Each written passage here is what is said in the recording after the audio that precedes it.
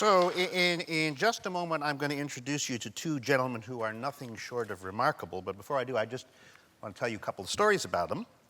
One of them, who I will call Oliver, a little while ago decided he wanted to meet a physicist whom he greatly admired. And the physicist writes big, fat books and creates astonishing software, and he's widely admired for his scholarship. So Oliver's people called up the physicist people, and it was agreed that the two of them would meet for dinner alone in a restaurant in Manhattan. So it was, I think, maybe Saturday night, and Oliver and the other guy, whom I will call Mr. S to save him from any embarrassment, the two of them meet. They sit down at a table, they start to talk, and they talk, and they talk, and they talk, with the intensity and the relish of intellectuals who really can get into each other's ideas and their work, and they're leaning in, and they're appreciating, and they're exchanging, until, as often happens even to intellectuals, one of them, Mr. S, has to go to the bathroom. So he gets up, and he excuses himself, and he goes to a men's room at some distance from the table. Now, what you should know about Oliver, and what you should also know about Mr. S, is the whole time they were talking, neither one actually noticed the other's face, not because they didn't care to, but because both are face blind. So when they look at a face for 10, 20, 60 minutes, the other guy's face just doesn't get in or stick into their heads. So after peeing, Mr. S walks out of the men's room, and I'm going to embellish here for a moment because I wasn't there and I just heard about this, and I didn't really want to verify the details. But when Mr. S walks back into the restaurant, to his horror, there are a number of tables occupied by solitary male figures dining, and Mr. S has absolutely no idea which of those solitary males was the guy he had just been talking to so intently, Oliver Sacks, because Oliver's face has not entered his memory. And the double horror, of course, is that Oliver, sitting at his table, is wondering how long can a guy take in the men's room as the minutes tick by. He could see not one, unfortunately, but several solitary males cruising the dining room, any one of which could have been Mr. S. So what you have in this situation is a face-blind face-off to otherwise healthy men lost kind of like Hansel and Gretel in a Manhattan dining room. And eventually, I'm not exactly sure how they did find each other, and I think it ended happily ever and after. But the double irony here is that Oliver, probably because of this condition, has been thinking about faces and about memory and more recently about face blindness for decades. In fact, one of the most famous essays he ever wrote, The Man Who Mistook His Wife for a Hat, is essentially a meditation on this theme, the inability of some people to recognize a face, even a face as dear as the face of your wife. And this fall, he has a new book out, which will address the subject, among other things, called The Mind's Eye. So that's my Oliver story.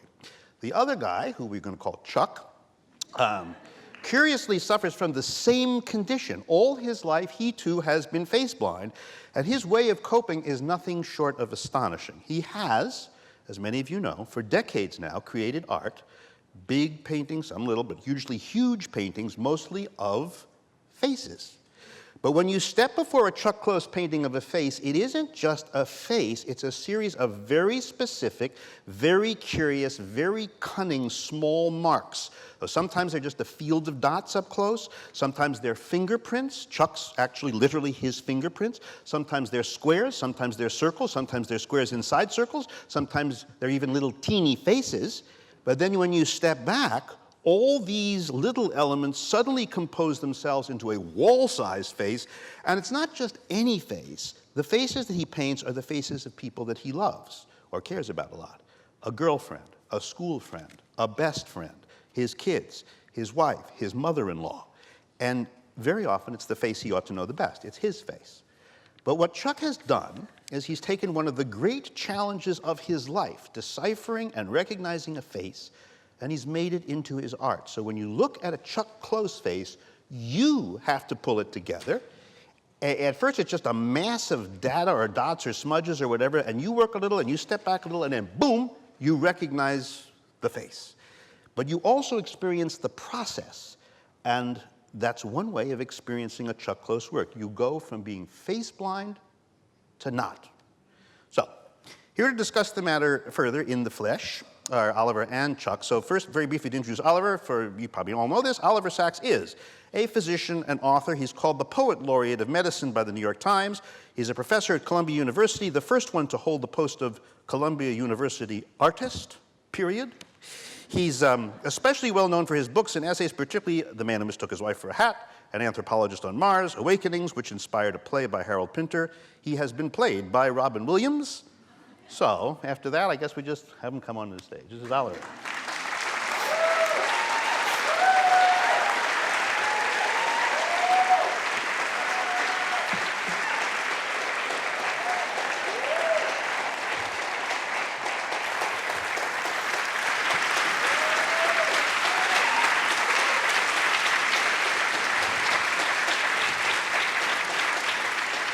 So you have to know he's wearing a hat. You can't see his face. That's because there's lights coming down on us. His back isn't so great, so he will rise and fall as he pleases. I've said you can move whenever you want.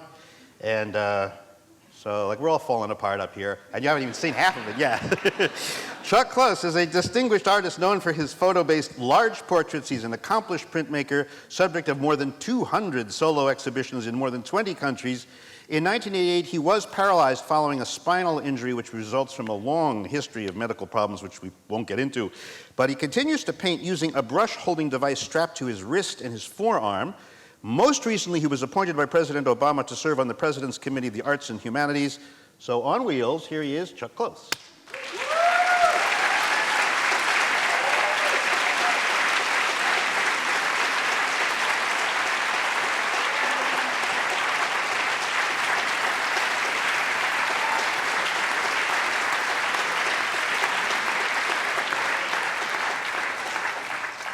Who are you guys again? We don't know who you are either. But we can't help but notice your fabulous thing. Just before we begin, like, what is this? Oh, this is an I bought. This is by Dean Kamen, who did the Segway. Oh, so is it Segway-like thing? Yeah, it has gyroscopes in it, and it allows me to do all kinds of wonderful things. Could you plunge forward, fall back, and fearlessly? Yes. Okay, not that I will ask you to. All right, so the both of you, how long ago did you discover, if indeed that's the right word, that you were unusual in this regard? Oliver. I think probably when I was about 12 or so, when I went to high school, and I had a lot of difficulty recognizing people, and I would sometimes give offense when I didn't mean to. By not recognizing somebody you ought to recognize? Yes. Although there were other sorts of offense, because sometimes I thought I recognized someone I didn't know. Oh, so you say hi to people who didn't know you, and you would not know who the people saying hi to you were? Well, if I'd been more sociable, like Chuck, I would have said hi to everyone. Oh, you can't hear? Okay, so tell you what, let me just, I'll just stick this thing in front of you, okay. And you just shove it up your mouth here. Okay, let's test it, like, say something. Say something. That's better. All right. So you missed the first part of the program, but Oliver was saying. Okay. So you were in a class with other kids. If you had a friend who was like, you know, a pal, would you take a beat to know who it was when? Yeah. Then I would. I would make a conscientious note of various things. So, say Jonathan Miller became a good friend. Jonathan Miller's tall and gangly. He's tall and gangly. He has red hair, and his movements are fluid and evocative and wonderful. And but if Jonathan Miller was brought in paralyzed and totally straight, would you know it was Jonathan Miller? Or do you have to see the hair and the movements? No. When I have got to know someone well, then I will recognize the face. But it takes a long while. And with and even then, it has to be reinforced, right? You have to keep seeing them. And with the surprise guest, whom we're going to have later, well, you're not supposed to, if it's a surprise guest, you don't. Well, I'm sorry, I've already said it, but I spent a couple of hours talking with her this afternoon, but when she came in this evening, I thought, who's that woman? I guess she's one of the staff here. So it doesn't matter if you've spent 4 minutes with the person and then you walk away and come back 2 minutes later, do you know who the person is? If 20 minutes with the person, time make a difference? I tend to lose it within minutes.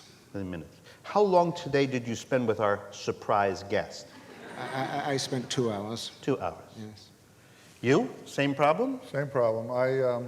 I can spend an evening talking to someone, looking at them across the table. I'll know where they went to school, when they got married, where their children went to school. I could pass an exam on their life story, and I'd see them the next day. I'd have no idea I'd ever seen them, nor do I remember their name. So between... No idea you'd ever seen them, but when they open their mouth, would you say, oh, that's the one, or not even? No.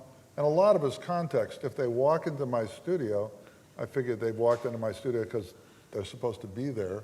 Then I interview them for a while to find out who they are. If I were the Ayatollah, and actually the world would be a lot better place if I were the Ayatollah,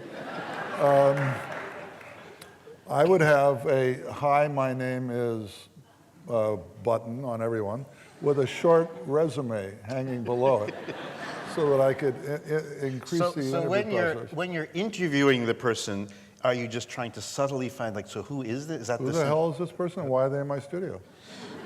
Now, in your case, if that person were to suddenly flatten out and work it and be still on a page. Well, everything in my work is determined by my learning disabilities and my problems, one of which is face blindness, but I have others. I have a great deal of difficulty memorizing things, and I'm overwhelmed by the whole. I don't know how to make decisions.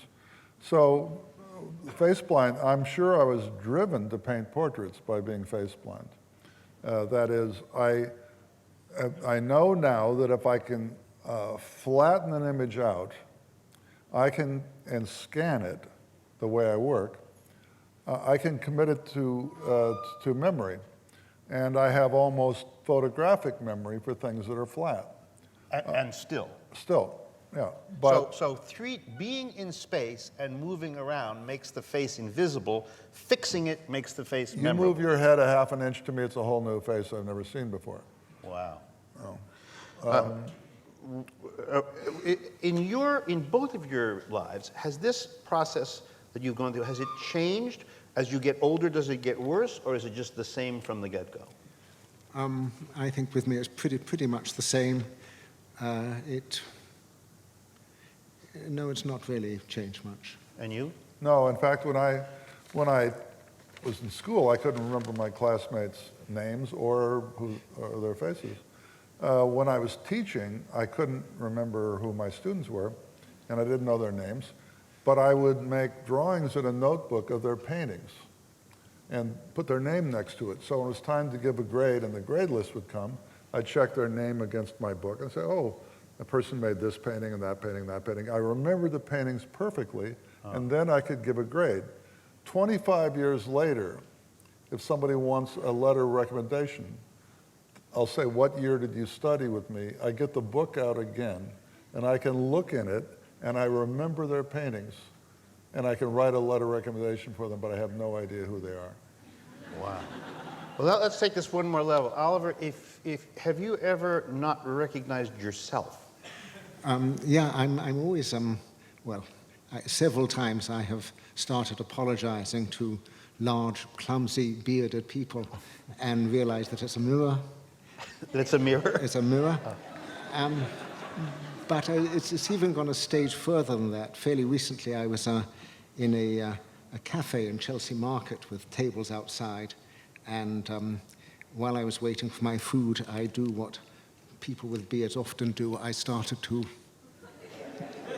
preen myself, and then I realized that my reflection was not doing the same thing.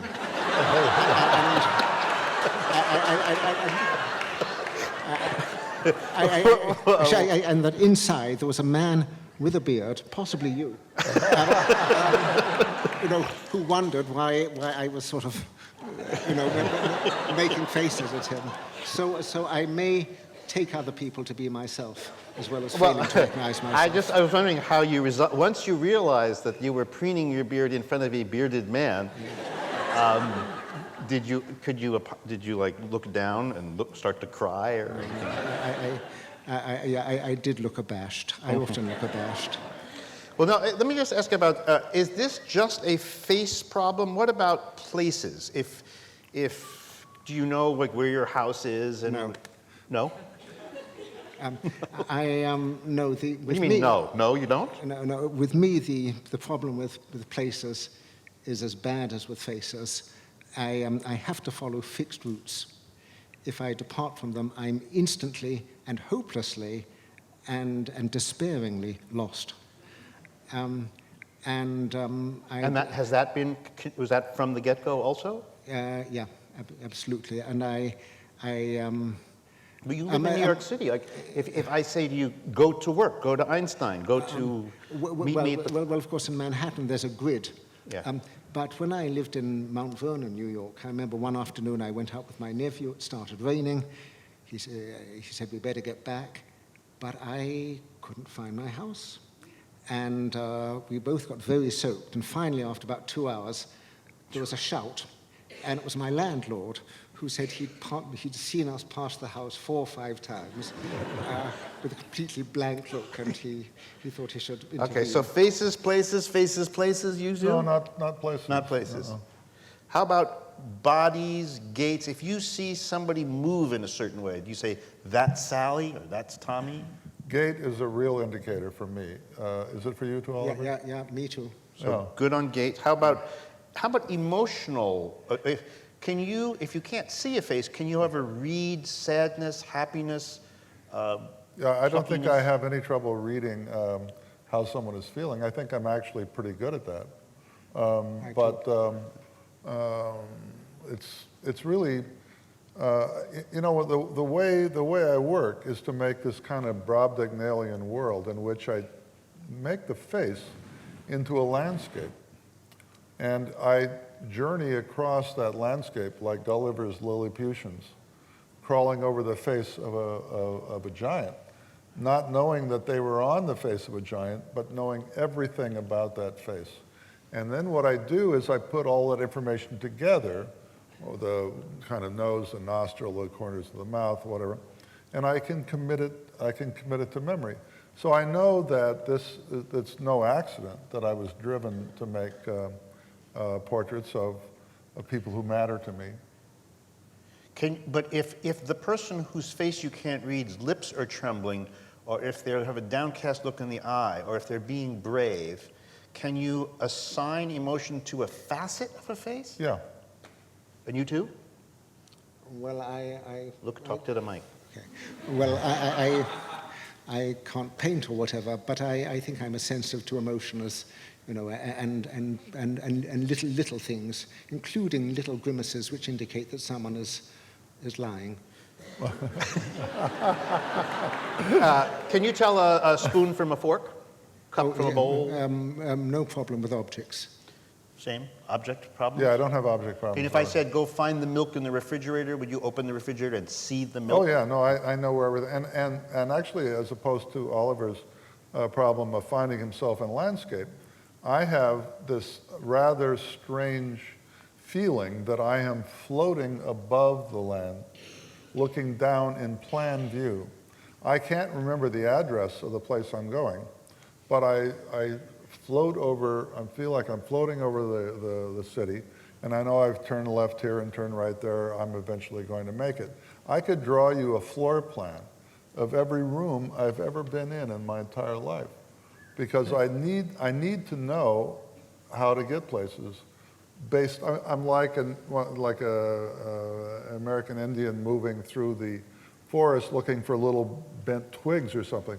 This is how I get through life. I find where I'm going based on other indicators. Now here's a difference I sense, just to complete this sort of look at what you can and can't do. Oliver can remember, when I ask you about things you've written 22 years ago, a lot of times if you talk to an author about something they wrote 22 years ago, they give you a sad look of, you know, well, that was a long time ago. But you seem to remember much of what you have learned. You seem to remember very little of what you have learned. Well, let me be gentle about that. Like, when you were in high school, it was time to take the test. Right. You once described to me an all-night bathtub prep. Yeah, see, I couldn't memorize.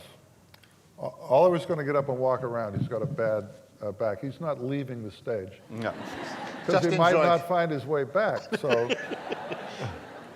Well, that's what you can do. You can talk to us from there if it's alive. Yeah. Okay. I will. Yeah. Okay. no, I used a kind of sensory deprivation tank in order to memorize things, and it's very hard for me. I don't know how to add or subtract without using the spots on dominoes, a visual system. I still don't know the multiplication tables. I didn't take algebra, geometry, physics, or chemistry. I'm a product of open enrollment. If the junior college in my hometown had not taken every taxpayer's son or daughter, I could never have gone to college. Wow.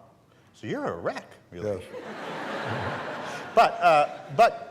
But that's the coping part of this for both of you has been kind of interesting because both of you are very, very smart. So you just put your intelligence where you have to. One of the great quotes I've ever heard is from the great painter Robert Rauschenberg, who was about the most learning disabled dyslexic person I've ever known.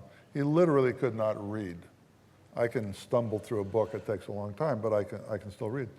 And he said, and I thought it was such a great way to put it, he said, you know, we're very smart. He said, people think we're really dumb because we don't perform well in tests and things.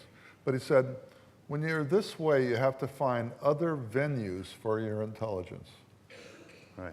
And and that's what you have to prove to your teachers, too. You have to prove to your teachers that even though you're not going to be able to spit back the names or dates, that you care about the material. And we have to prove to the people who we see that we care about them, even though we're not going to recognize their faces and maybe remember their names. So you have to be charming, you have to be a bullshitter, you have to be fast on your feet and figure out how you're going to explain your way out of the fact that you don't know who they are or remember them. So yeah, let me ask you about that. Do you find people calling you like a snob or, I mean, like what do you mean you don't know me? I'm the host of this dinner party kind of thing. Yes, usually my assistant, Kate, will say to people beforehand, before they come in, don't ask if he remembers you, because he'll say no. And to me, she says, don't just say no. Say, I'm awful with faces, I wouldn't recognize my own mother. Uh-huh. But I'm not good at bullshitting. I don't know where this is being carried, but if you're in Omaha, we apologize. And I sort of tend to... They have a lot of bullshit. I tend to withdraw. I should have picked a different venue. Right. Sorry. Yeah. Yeah, I tend to withdraw. You withdraw. Yeah, but... So you solve it by going into a corner and not talking to anybody. well, it doesn't solve it. It often makes it worse.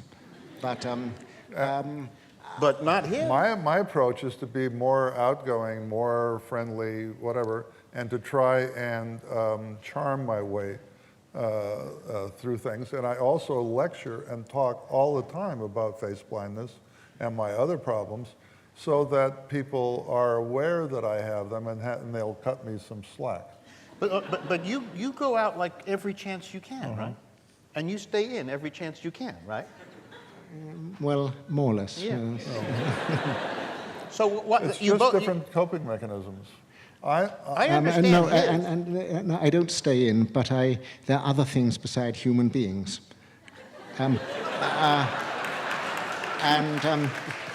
When, for example, I first visited Australia, I came back with hundreds of photos, and people looked through them and said, yes, but didn't you meet any human beings? Because all my photos were of scenery and plants, where I'm very at home.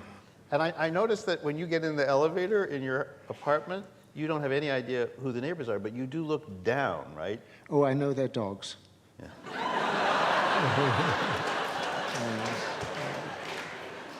So if they were to switch dogs, you'd just be, Well, I wouldn't notice. yeah. No. But if you see them without the dog, you don't know who they are, right? If you see them without the dog, you have no idea. No who they idea. are. No. Yeah. So this charm offensive that you go on, what does that, like how, if you have no idea who you're talking to, what are the what are the charm moves? that Well, you have not left? always is it charming. I didn't recognize a woman I'd lived with for a year, 2 years later, and there's no amount of charm that is going to get you through a mistake like that. So you didn't answer my question. So if you can't say, like, do you make fun of yourself? Oh Or- yeah, Oh. self-deprecating humor will cover a great deal, if you laugh at yourself, you're giving permission for other people to see it as less than the most tragic condition. It is funny, you know. It's funny. I wish I didn't have it, but it's funny. What about? I mean, no, lots of neurological conditions are comic. They can be both awful and comic. Yeah. And it's important. Well, there's to, a gallows humor in rehabilitation hospitals for that very reason, you know. What about?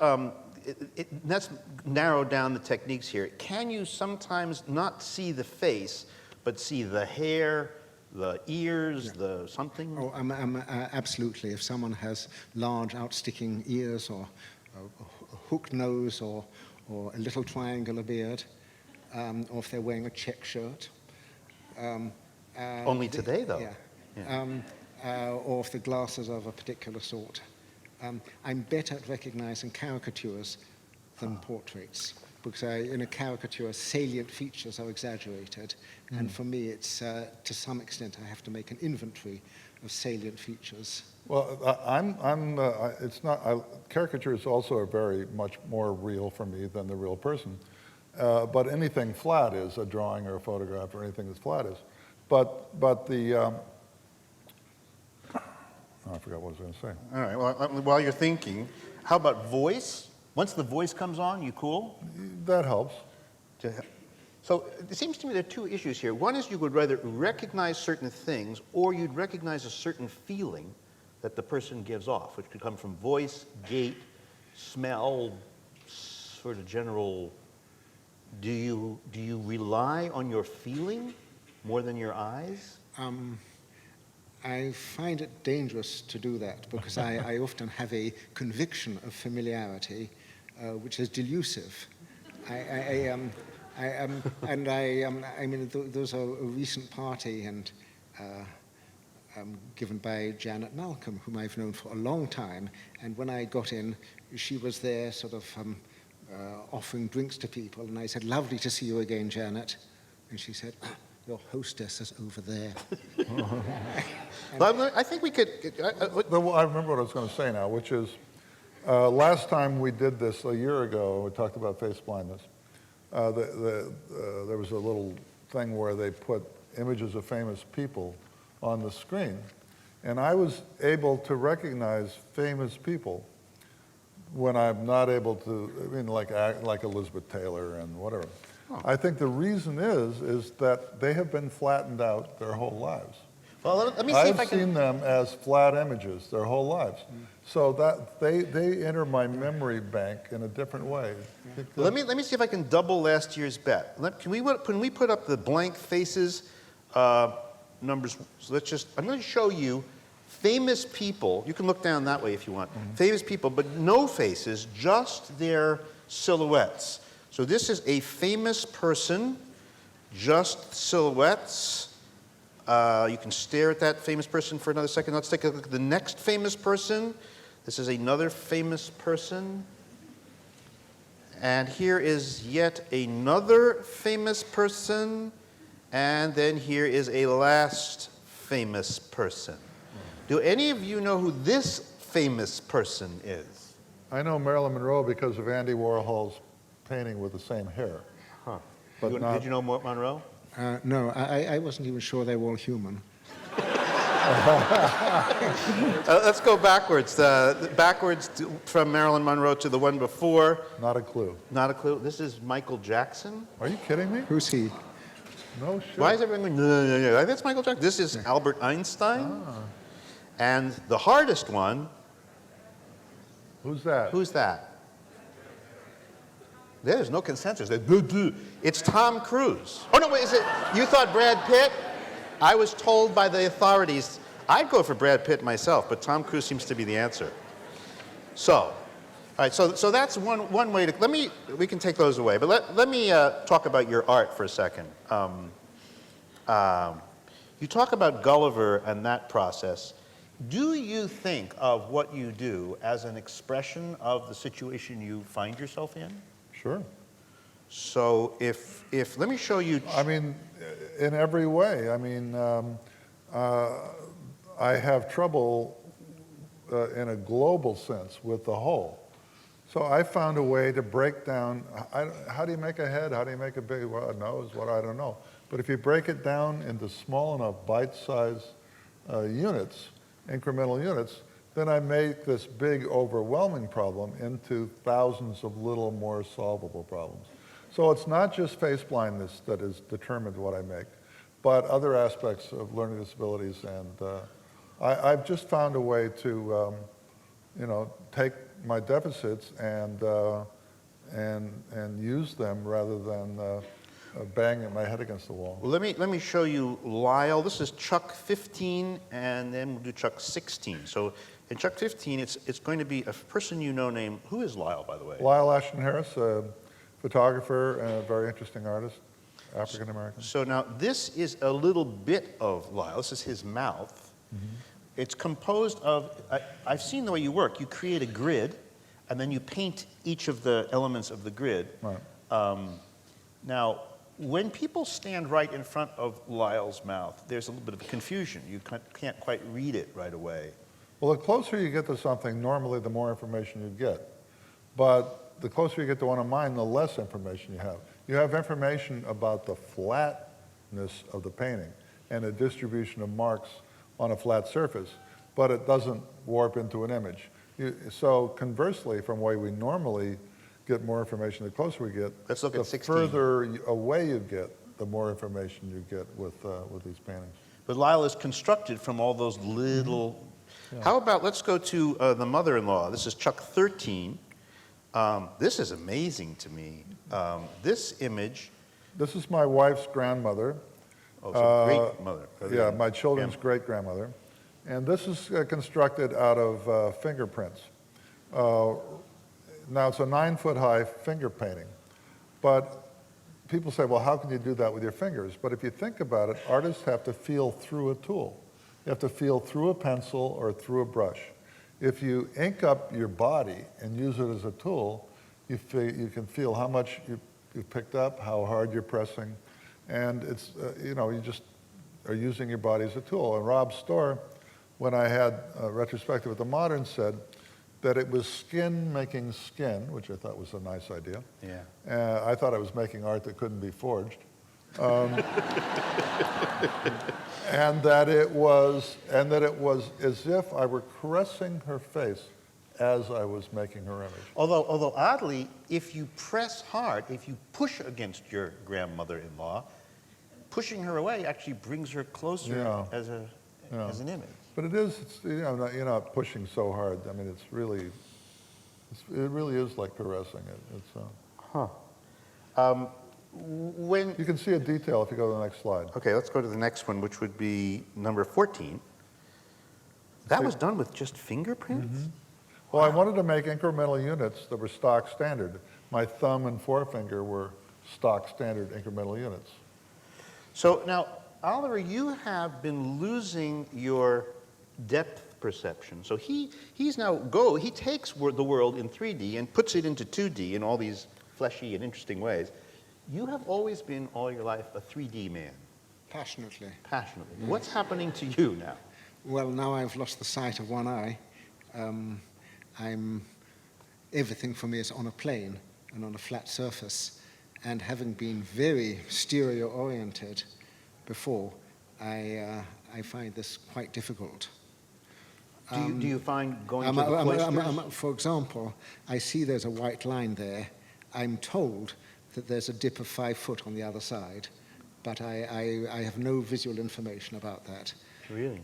And does that mean that when you look at art, that things that used to bore you now, you know, the flat things get better and spatial things get worse? Well, there has been a paradox in that for me, previously, until a few months ago, the world consisted of solid objects residing in space and with space between them. Now the objects are, as it were, painted on a flat plane, and I think that the sense of visual composition, which is not a word I ever use, a concept I ever had strongly, I think that is stronger. Unfortunately, I can't paint, but I do in fact find myself enjoying paintings more, especially sort of rather flat medieval ones. I partly feel I'm in a sort of 13th century world. And I'm sitting here with one eye closed, which is what I've done my whole life. Why? Because I have double vision if I have both eyes open. And, so I close one eye and I flatten the world out. And I have a much better chance of getting around in it. So you see the wrinkles on this eye. Yeah, you have. Because it's been closed virtually my entire life. Well, By the way, is there any cure for this that we know that if you have this, if this facial blindness, does anyone get cured of it? not so far as I know. Okay. But, I think it's important to say, and, I portrayed myself as sort of as withdrawn or helpless, but I think I also have a vivid love of humanity, as Chuck has. But for me, the portraits take the form of narratives, of stories. Yeah. Although I'm not very good often on details of what people look like. The first time I took a piece into the New Yorker, the then editor, Robert Gottlieb, this was about an Italian painter. He said, well, what does Franco look like?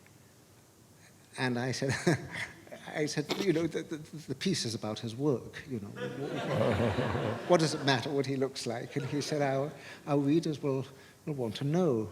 And I said, well, I'll have to ask Kate. And He must have given you an odd look. Yeah, a very odd look.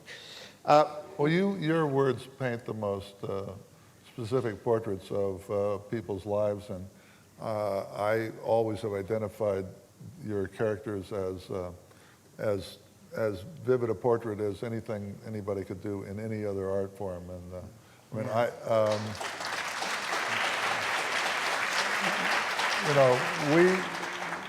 you celebrate your connectedness with humanity in a really important way. I mean, it's a way that we can identify with, even if it's a problem we don't have.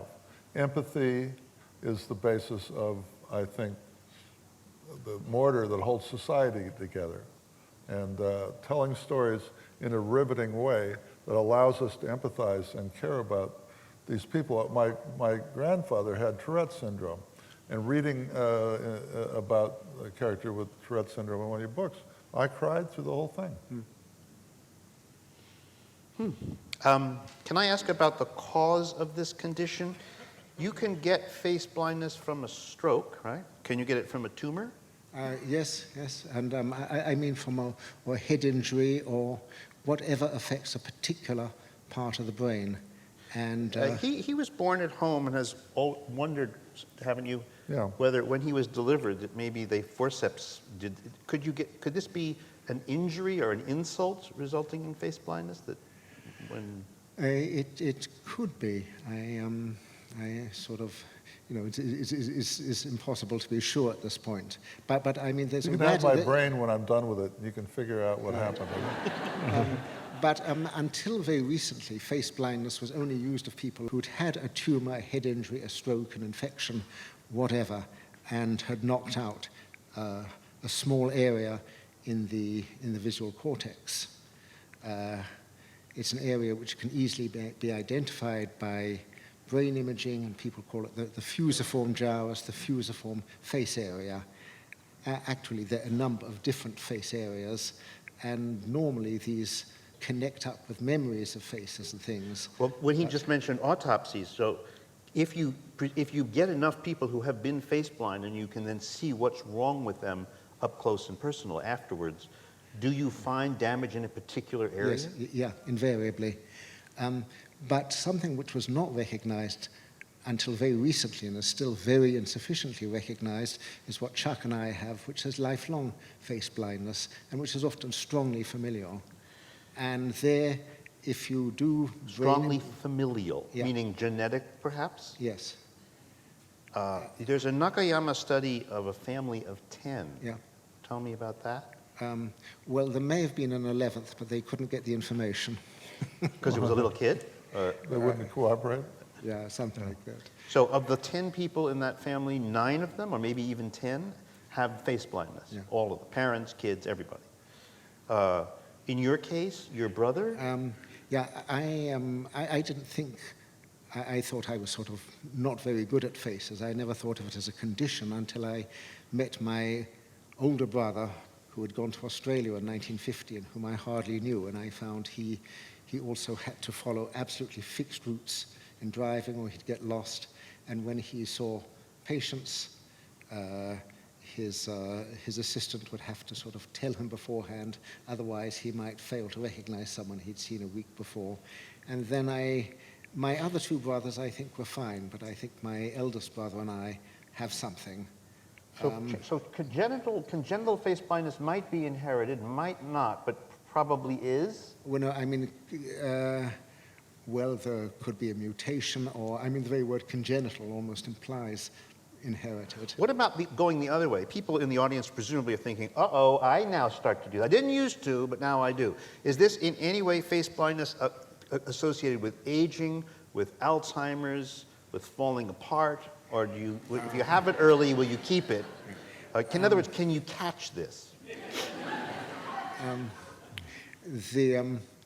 I mean, if one gets Alzheimer's or some other conditions, everything, alas, can fall apart. But most people retain facial recognition, and for that matter, musical recognition, until their dying day. So you don't think that just because you get old, don't expect to get this problem? No. Okay. Why is there this connection in your case and in so many other cases with face blindness and place blindness? If you read it, it sounds like they come oftentimes like a horse and carriage. Right. Well, they don't invariably go together, and in you, Chuck, they clearly don't. Right. But the areas of the brain involved seem to be very, very close. And but thing blindness, too. The man who mistook his wife for a hat, that was a glove that he... Yeah, well, the object recognizing area seems to be distinct. And on the whole, people with congenital face blindness don't have any difficulty with objects. Well, now, here's the bottom line, then we'll go and do something else. But the bottom line here is, like, how widespread is this condition? The 2 of you have it, but most, I'm going to quote you in your upcoming book, congenital face blindness remains completely unrecognized by most neurologists. Is that, did you ask? Or yes. Why is that? Probably because, on the whole, people with face blindness don't consult neurologists. They may not, in fact, feel that there's anything the matter, or that this is just them, or that is... and especially if one comes from a family where there are lots of other face blind people, then that is the norm. I was told never to talk about it, that if I did, I would be seen as dumb and Did you say you go every night, you go out to dinner, you go I back? do. I didn't pay any attention to the advice, but I was advised, you don't want to, this will harm your career, this will make you, portraying yourself as having deficits is a bad idea. And I chose to do it the other way. I agree. I think it's a rather good idea. So would you like to hazard a guess as to how many people, now you guys are like way off on the far end of trouble, but there may be people here who It's have... nice to know he has even more problems than I have. I'm not so sure we've proved that. You just need someone, I mean, I can find where I'm going, so I have a leg up on that. But you don't know whom you're talking to. No, that's What percentage of the population, if you were to hazard a guess, do you think had this problem? Well, I first started thinking about this after my Man Who Mistook book was published, because I found myself bombarded by letters from people who described a lifelong condition. And first I thought, well, my own condition is not unique. There are people out there, and probably rather a lot of people. And but when I asked my colleagues, there was a blank. But in around 2000, Ken Nakayama, who was a psychologist at Harvard, and a colleague of his, Brad Duchesne, started to use the web to find out about things. And they are now in touch with, I think at the latest, something like 50,000 people with varying degrees of face blindness. And You just said 50,000? 50. And the best estimate is that fairly severe, I mean, there may well be a symmetrical curve. Chuck and I are in the worst 2 or 3%, but probably not the worst 1%. There are people who are far worse.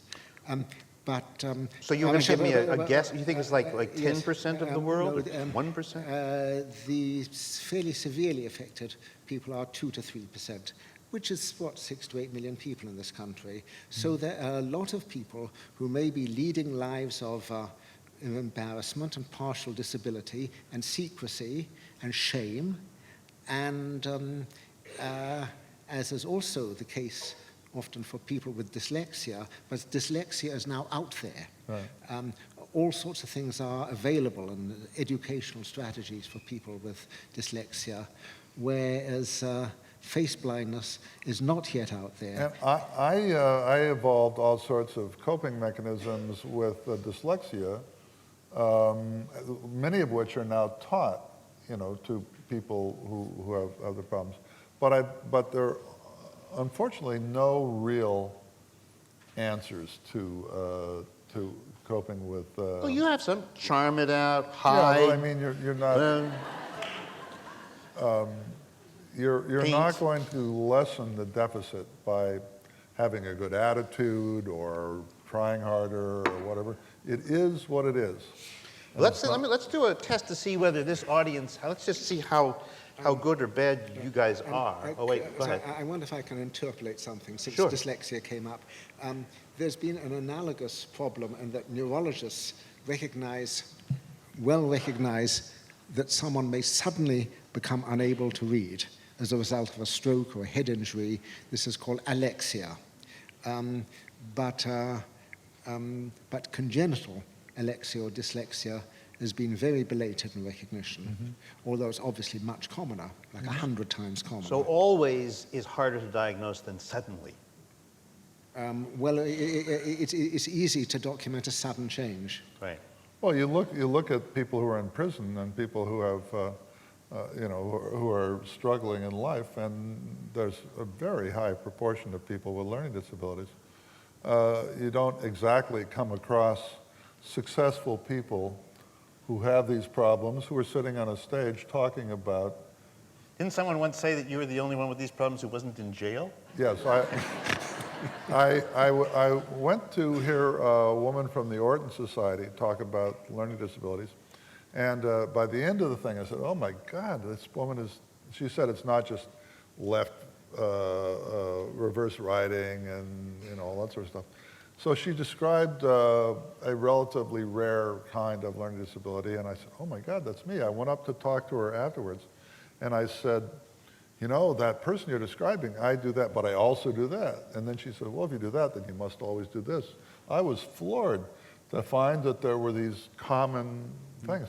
And she said, you are the only person I've ever met with this kind of learning disability who wasn't in jail. And but she said, they didn't take a gun and hold up a liquor store. They were forgers. And there's a forgery aspect to what I do as well. I am taking something that's in one form and I'm translating it into another. I mean, a forgery is not, is a way of really actually thinking about it. And it comes with a little bit of that stuff we're finding in Iowa, associated with the male cow. Right. Yeah. But it is true that they're too smart to rob a bank. So they'll find some other way of doing it, and forging checks seems to be the preferred. Let me just do a quiz. Can I make another interpolation? Well, you can't make too many interpolations. Okay, this will be the last one. Last interpolation. Right, okay, apes and monkeys have to have face recognition, at least bare-faced apes and monkeys, and face recognition probably must have started to arise about 30 million years ago. You could not have a face-blind ape or monkey. It wouldn't survive to reproduce. Right. And the fact that something is 2% rather than virtually non-existent shows all the personal and social accommodations which we make to face blindness. But didn't you say that Jane Goodall could not recognize, she had face blindness for chimpanzees? Oh yes, and, and she also says she got very lost in the forest. So she face in place. Yeah. All right, let's see. Now, I was given the script for a quiz. We're about to take a quiz for you guys to see just how you fit on this bell curve. I'm going to read to you here. We're going to do a little fun test of your face, and the way it works is that 10 celebrity faces will be flashed on the screen for 15 seconds each. Now, for each face, since you have all been given a piece of paper, we'd like you to write your best guess of the person's identity onto the little line provided. If you have no idea who the person is, please leave the space blank. In this test, we are not concerned with your ability to spell correctly or to remember the celebrity names. If the person was Mick Jagger and you write in lead singer of Rolling Stones, or that rock musician who sang Satisfaction, or Mick Jagger, that will be considered a correct answer. So here we go. I'm going to show you these images one by one, and you should simply, they'll all be hairless, by the way. So here's number one. And if you know who this person is, you should write down the name of the person. And now we will move on to number two. If you know who this person is, you should write down his or her name. Now to person number three, this person. And you should, it's going to get harder. Number four. See, this one may be harder for some people. Number four. Number five. This person, number five. Now we're going to go on to number six. Number six. Just if you know the person's name, don't have to spell this person's name, right? It has an unusual number of consonants. Number seven. Number seven. And now, number eight. Number eight. And number eight. Now number nine. This is number nine. And finally, number 10. All right. Now, I'm 1 for 10. really? Mm-hmm. Well, you don't know that yet because I haven't told you who. Oh, you don't recognize anybody but one person. You have not even a guess. Okay. Do you have any? No, you're 0. All right. I am now going to read the correct answers for each image, and you should please mark yourself honestly and correctly. Number one, the first image was Angelina Jolie. Oh, no kidding. Angelina Jolie. And I know her. You do? Number two is Audrey Hepburn. Ooh, and I love her. Isn't this fun for you? Yeah. Number three is Barack Obama. That's the only one I got. Number four is David Beckham. David Beckham. Number five is Demi Moore. Demi Moore. Oh. Number six is Johnny Depp. No. Johnny Depp.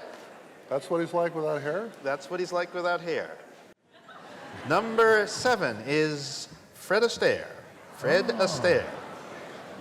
Number eight is Tyra Banks. Tyra Banks. Number nine is John F. Kennedy Jr. No kidding. And number 10 is Stephen Colbert. All right. Now I'd like you to... You don't see his funny ear. That's No, you don't see. Could you now please tally up the number of correct answers you got, and just so you have, you either have no correct answers, or 1, or 2, or 3, just sum it up. And if you have now accounted for the number you have gotten right, I'm going to ask for a show of hands, all right? Now, for the first, please raise your hand if you got any person right. Anyone at all. Okay. Lower your hand. Keep your hand up, but lower your hand if you only got 1 or 2 right. Ooh, Lower your hand if you only got 3 right. Lower your hand if you only got 4 right. Lower your hand if you only got 5 right. Lower your hand if you only got 6 right. Lower your hand if you only got 7 right. only is such a funny word. Yeah, it's just a... Lower your hand if you magnificently got 8 right. Lower your hand nevertheless. Okay, it's like Miss Congeniality now in Miss America. Please now, lower your hand if you only got 9 right. The remaining hands, how many? The remaining hands are, I got 10. Could you stand if you got 10? I'd just like to see who you are. 10, 1. Oh, all right. Wow. Now, could you sit down, and could the number of people, what? They're all women. Wow. Oh, they're all women. That's interesting. All right, sit down, super people. How many people got none right? Could you please rise? Absolutely none. I mean, let's see if there are more all of you. men?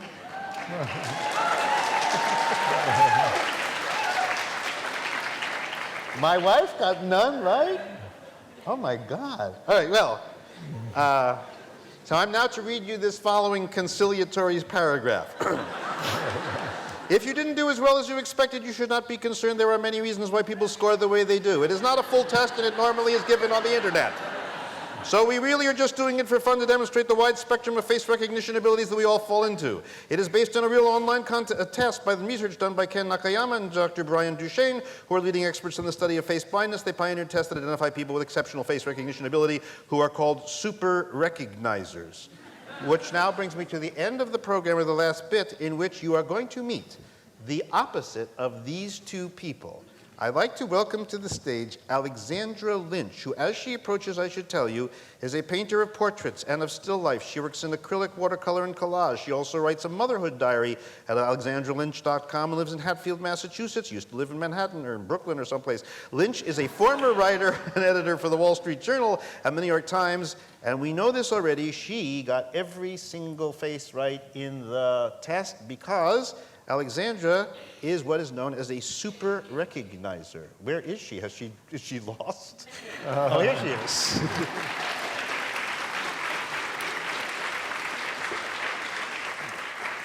So since you were a little baby, you were just good at the things they were terrible at? Is that pretty much the deal?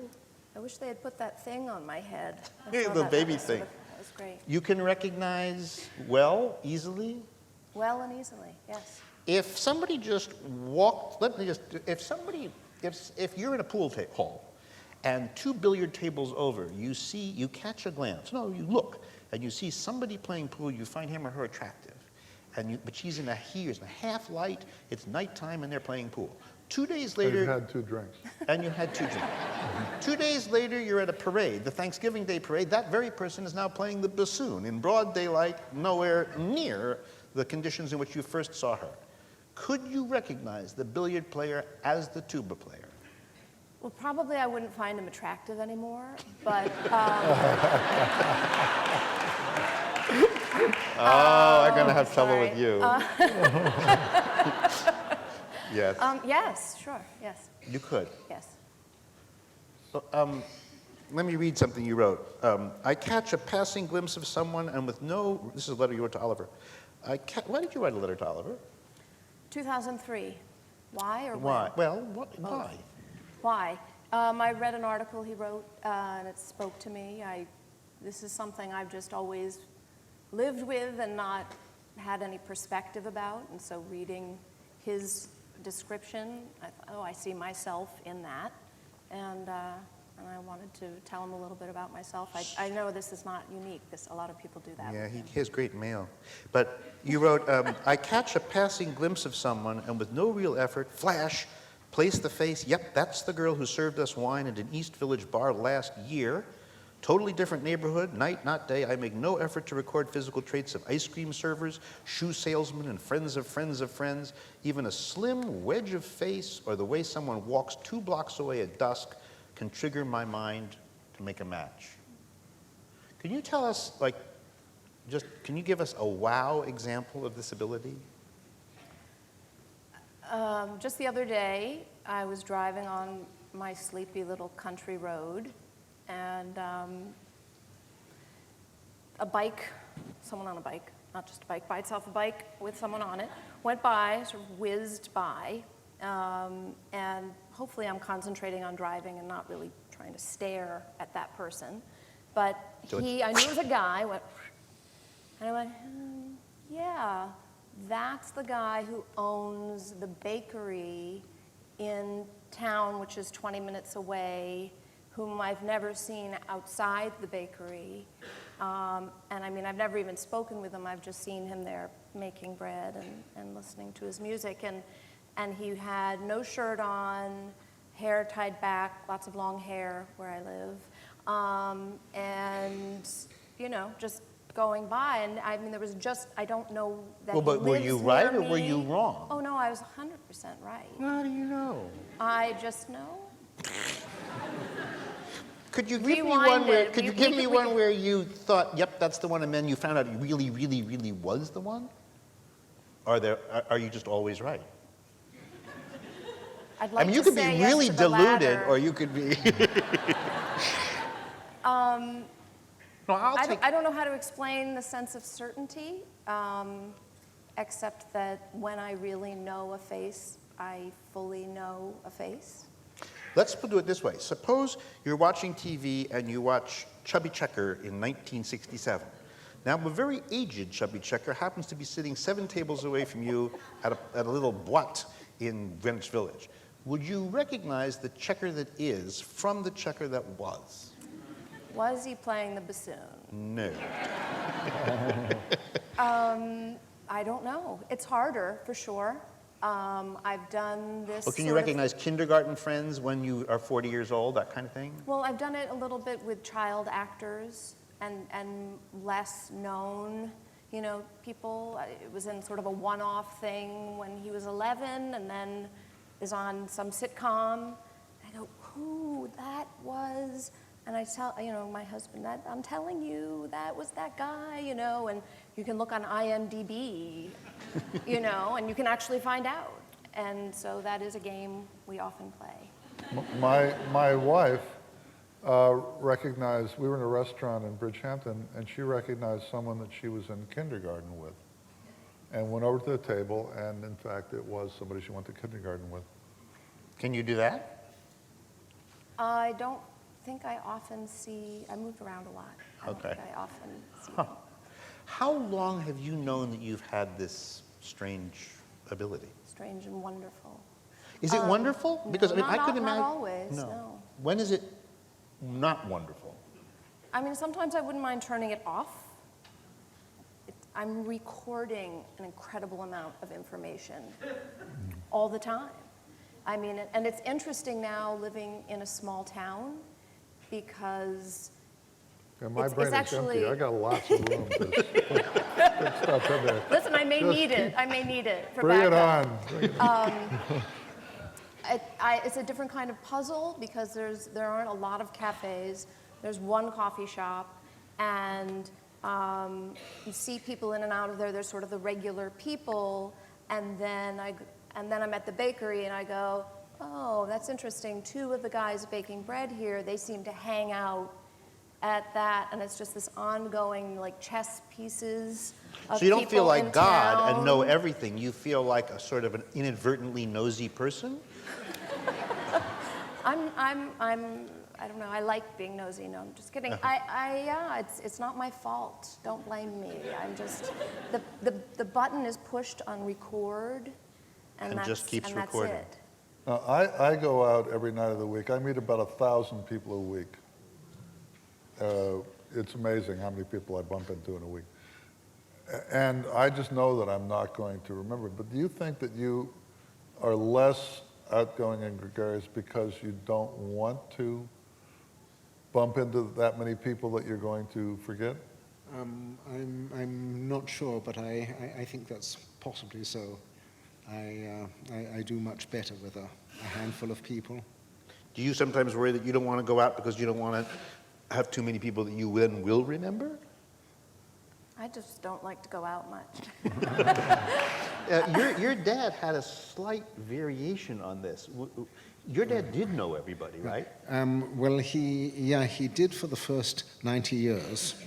But when he got into his 10th decade, I think that his recognition of people was less good, but his sense of familiarity was unchanged.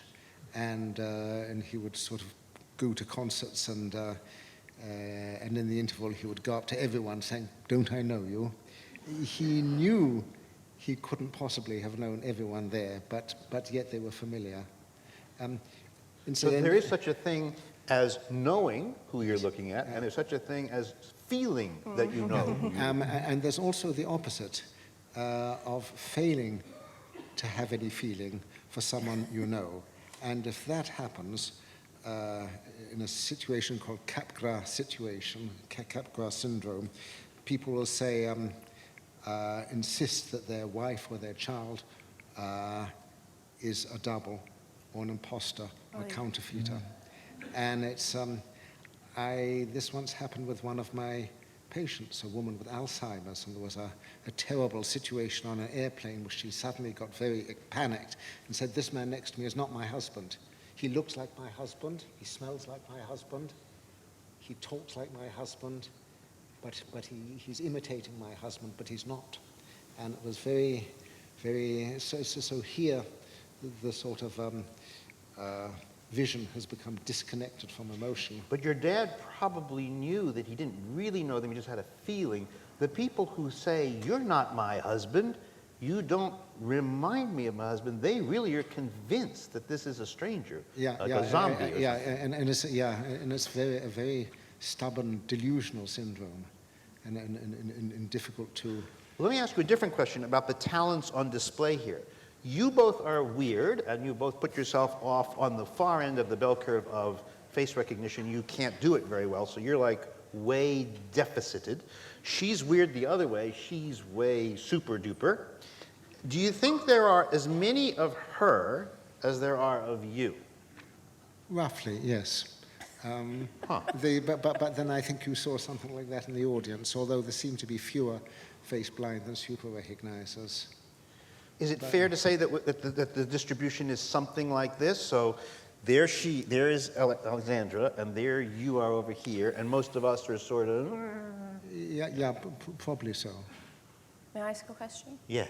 Is there any sense of gender, whether that plays any role?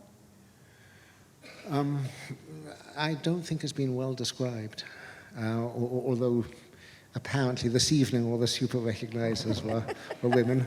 Oh, really? Because I couldn't Yes. see. Oh, no. Yeah, Really? it was pretty. The super recognizers were very, very female-y.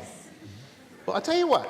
We have about, I don't know, like, does that mean 12, is that, so that's counting down. We have like 10 minutes or so.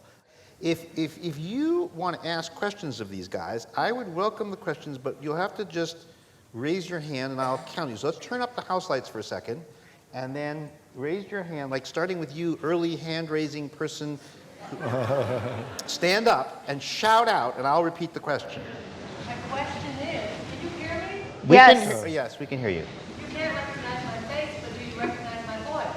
She says, "Can you hear me? You can't recognize my face, but we can you know you? recognize my voice?" This presumes that you are fabulously famous, or you know one of us. If I stick with you for 5 minutes or 10 minutes or an hour or 2 hours, if we get to know each other in whatever time it takes to click into the essence of one another, will you recognize my voice? The question is, if you sit down with someone and you talk and you really get to feeling for the person, if you hear her voice the next few days, will you recognize her through her voice? Usually, yes. And although there is a condition of voice agnosia, as well, although that seems to be relatively rare, but I mean, certainly for myself, I depend very much on voices.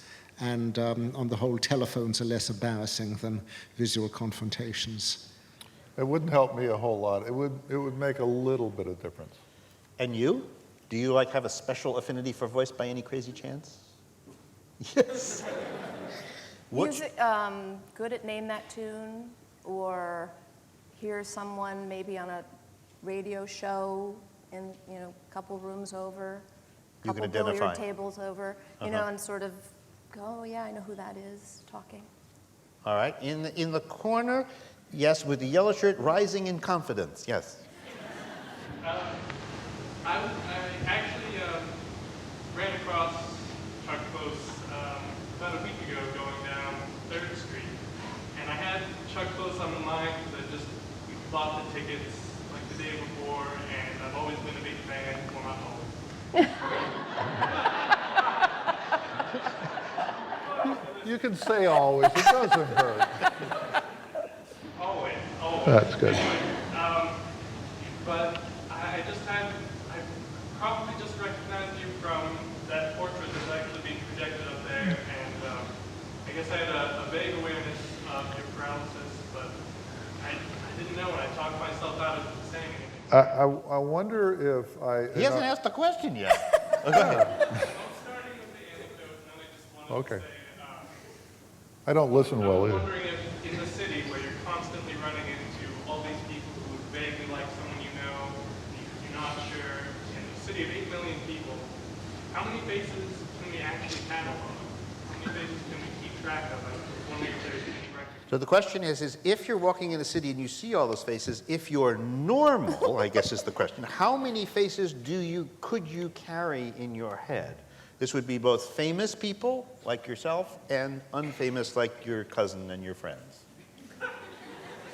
I guess that's a question for all of you. I would think tens of thousands. Tens of thousands? Really? What? Wait, you said How many faces could you catalog in your brain? Like could A a normal normal person. a person? normal person. Okay.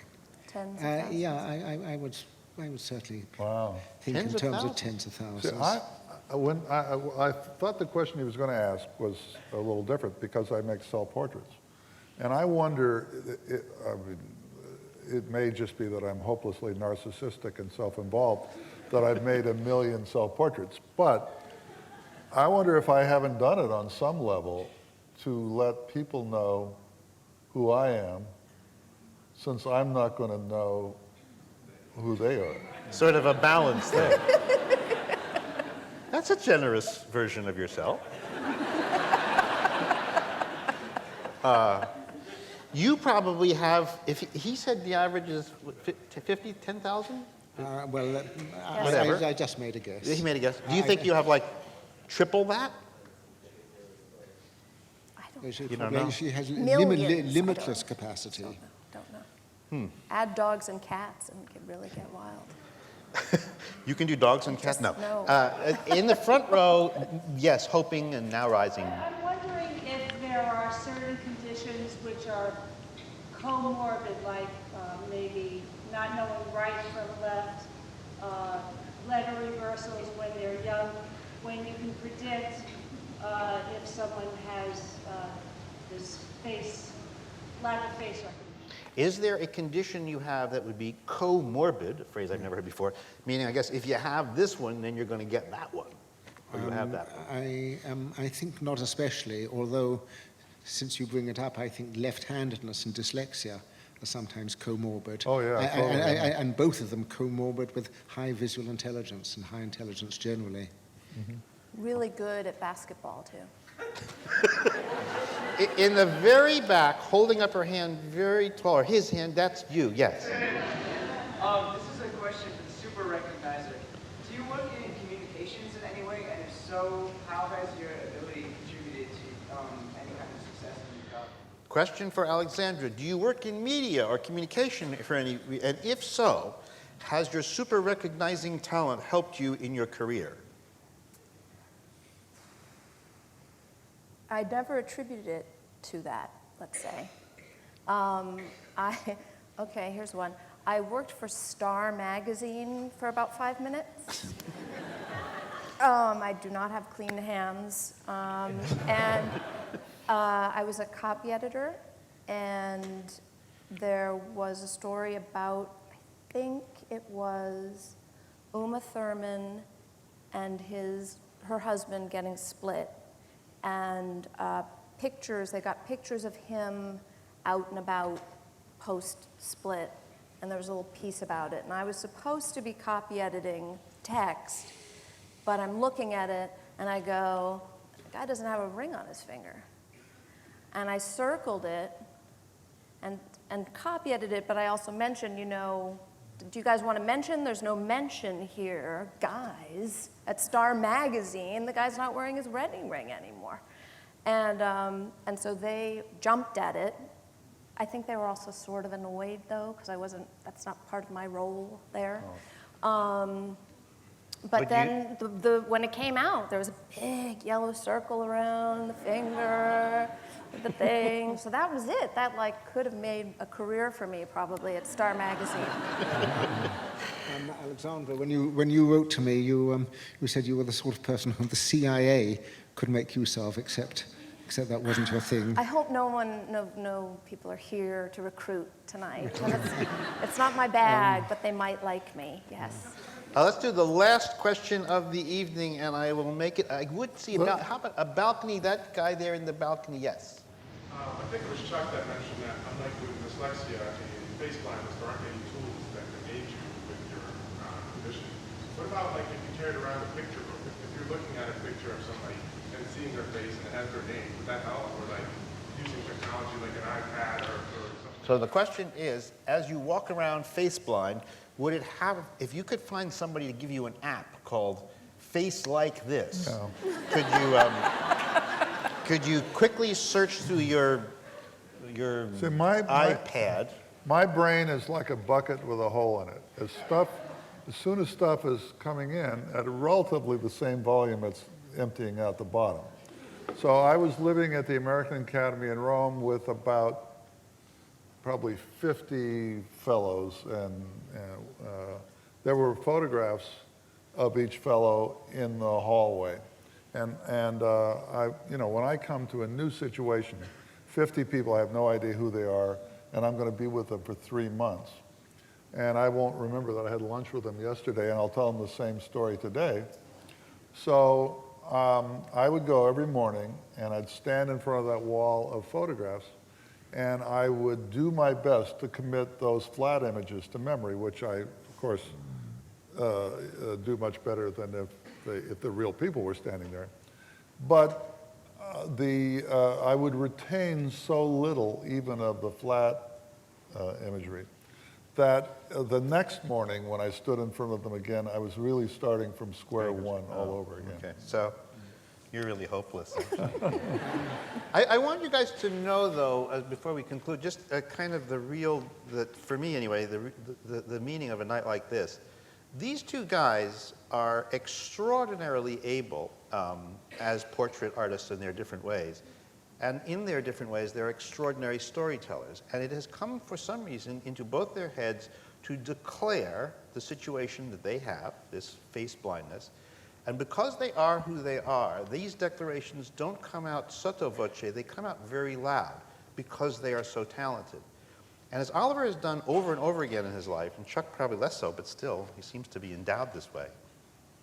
When people like this say, okay, we want to tell you who we are, and we wanted to declare our condition, I'm pretty sure that tonight is the first night of this, but there will be nights, and there will be books coming up, and there will be paintings, and there will be more and more dinner parties that he goes to, and maybe some of you will, and there will be more and more dinner parties that he doesn't go to. And people will begin to talk about this, and if Oliver does what he usually does, as he's done with Tourette's and people who are colorblind and people who have all other kinds of conditions, in about 5 years, everybody will know about congenital face blindness, and doctors will know, and patients will know, and we will know, and people who have this problem will begin at least to be accepted in the community of everybody, and that is the genius of these two guys. Thank you.